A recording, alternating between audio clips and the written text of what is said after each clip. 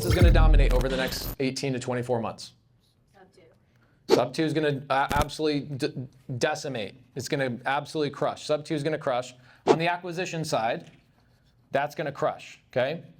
So the stuff that's going to crush, man, I need a freaking eraser, don't I? I need a whiteboard that's like bolted to the wall so it doesn't wobble, you know? Okay, so on the acquisition side, what is going to do better than anything else is you're going to get sub 2 and seller finance. Here's what's going to happen. Normally, in our business, for every 50 leads that I get in a normal balanced market, we will typically get 1 to 2 cash deals. Okay, and we will typically get 1 to 3 creative deals for every 50 leads that we get. Okay? Make sense? So I have to go out and generate 50 leads, a seller saying, I'm interested, or an agent coming to us and saying, hey, I've got an opportunity for you. I've got to talk to 50 of those opportunities to typically get, on a bad month, I'll get 2 total deals. On a good month, I'll get 5. There's 100 reasons why there's a difference there. Sometimes it's the acquisition, people are lazy. Sometimes there's a vote going on. Trump's in the news. There's all sorts of things that affect this, okay? We don't need to worry about that so much right now. Here's what's been happening the last 60 days, okay? For every 50 leads that I look at, what's been happening is I'm getting about 6 to 7 creative deals, and I'm getting 1 cash deal. I just sent somebody sent me a deal this morning, and I replied back and I said, I'm not looking at cash deals for the next 24 months.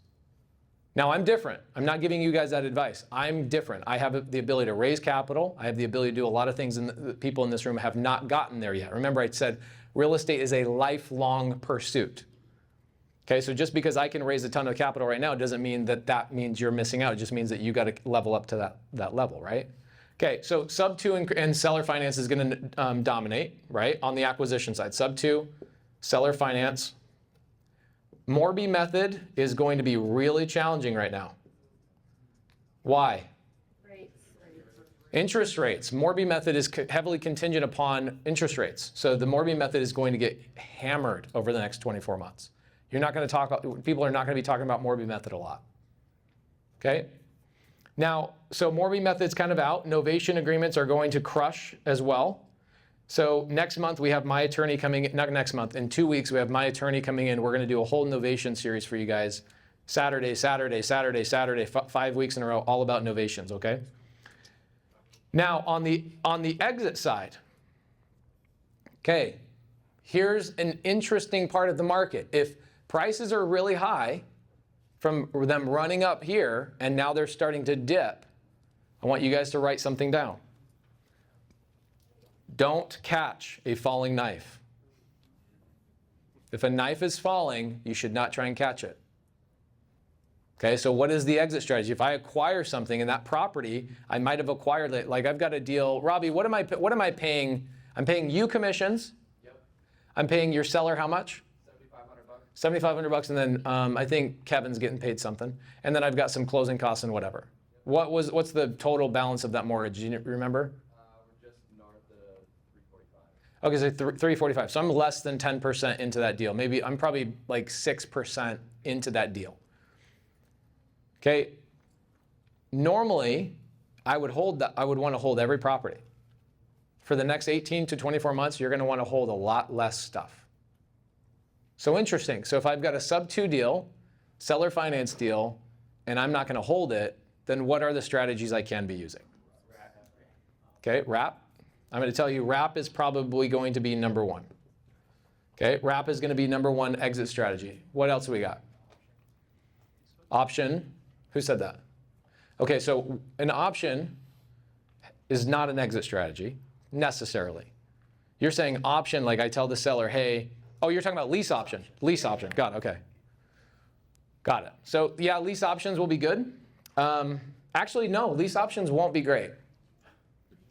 Because think about it. When you give somebody a lease with an option to buy and they have a 5-year, let's say you give them a 5-year or 2-year, and prices of houses are going to go down for the next 24 months, are they going to be able to execute their option at the end of 24 months in a lease option? Probably not, right? Well, don't you want So here's what you don't want to happen. You don't want to be standing in front of a judge like I have, where I didn't give my lease option tenant every possible way to get out of that deal properly. That's why I don't take down payments. That's why I don't call them lease. That's why I changed everything about the way I do lease options. It's because I've stood in front of a judge. I was sued when somebody couldn't qualify for their mortgage. I was sued that I set them up for failure. And that's when I learned about inferred ownership and all sorts of crazy stuff standing in front of a judge. Basically, I was like, I wish I had a diaper on right now. Okay, so lease options are going to be really challenging because you're essentially, instead of you catching the knife, you're telling somebody else, hey, yo, catch that knife. Why is a wrap different than a lease option in terms of the exit strategy? Because they're the owners now. They're the owner. They don't need to refinance. And guess who doesn't care about the cash flow of a property? The people who are living in the house. Ingrid, you own your house? Yes. How much does it cash flow every month? See, who owns their house? Anybody in here, you have a cash flowing house you live in? Okay, so the end buyer who you end up wrapping that deal to doesn't necessarily care about the purchase price. They don't care about the cash flow. What do they care about? Affordability. Affordability. Okay, so the skill you guys are going to have to work on, and we're going to work on this over the next couple of months in more of my creative finance series on Saturday mornings, is the skill you're going to have to work on is structuring your wraps for affordability when the price is high. Does that make sense? Bash Brothers, are you having some epiphanies here? Yeah, we're doing like 4 wraps right now. There you go. Good job, Tyler. Good. Is this good information? Hey, good job, buddy. Okay. So you're gonna be doing a lot more wraps, okay? And you are going to be doing a lot more wholesale of Subto and seller finance deals, okay? To who? Who are we wholesaling these deals to? This is just a big lead gen right now. Ingrid? Well, I have a question. Okay, go ahead, yeah. So, in terms of license, I have a couple of leads right now Mhm. where, I don't know how to keep this, but, they're, yay. Remember, guys, you can throw that. You can. We should just give her her own cube. I am, let's do that. So I have a couple of leads with a few folks who brought me, like, hey, I don't know how to structure this. Yeah. When we actually looked at the spread, I was like, this is a wrap. Mhm. And, however, I would normally say I want to be the bank, but I'm like, can I just be the consultant? There we go. So that, I help the seller find the wrap buyer. Yep. And structure it and then just take a fee. There you go. So that's what I'm trying to do right now, but I don't know how to do it. I can help you out. Oh, okay, cool. That's my job. Okay, so this is what you're going to end up doing, okay? You're going to end up not being a consultant. You're going to get it under contract, and you'll end up assigning it, Okay. okay? So you'll get an assignment fee for it. How do you assign a wrap? How do you assign a wrap? Well, You could assign anything. well, it's the sell, okay, you'll tell us. Yeah, I'll break up. What I'll do is get the deal under contract, whatever it is, and then we'll go through on like the pay studies on Wednesdays, week in and week out, and do the whole thing. Okay, all right, Cool? yeah. Because I don't want to get stuck to that house. No. Okay? So if you have a deal, Tyler, for example, if you have a deal that is going to cash flow and you don't mind holding that knife, right, holding that note, then you should do it on a wrap.